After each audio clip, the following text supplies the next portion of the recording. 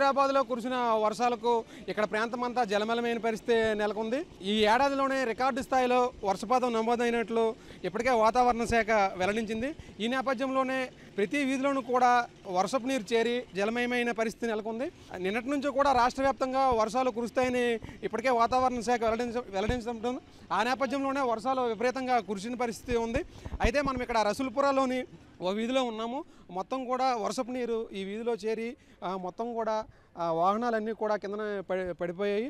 ఇక్కడ స్కూటీలు కావచ్చు, మోటార్ వాహనాలు కావచ్చు, మొత్తం కూడా వర్షపు నీరు చేరి జలమయమైంది. అయితే ఇక్కడ ఉన్నటువంటి ప్రజలు కూడా రాకపోకలకు తీవ్ర అంతరాయం ఏర్పడింది. వీళ్ళందరూ కూడా సొంతంగా పెట్టుకొని ఇంజిన్లు పెట్టుకొని వాటర్ను తోడించుకుంటున్నారు. ఇప్పటికే జిహెచ్ఎంసీ అధికారులు అలాగే హైడ్రా సంబంధించిన సిబ్బంది కూడా ఇక్కడ పెద్ద ఎత్తున చేరుకుని సహాయక చర్యలు కూడా చేపడుతున్నారు. ఇప్పుడు చూడండి, స్కూటీలు మొత్తం కూడా నేలకొరిగాయి ఈ వర్షం వలన. వాళ్ళ ద్విచక్ర వాహనాలు సైతం కిందన పడి ఈ వాహన నీటిలో పడిపోయిన పరిస్థితి నెలకొంది. చూడొచ్చు, మొత్తం కూడా బురదమయమైంది.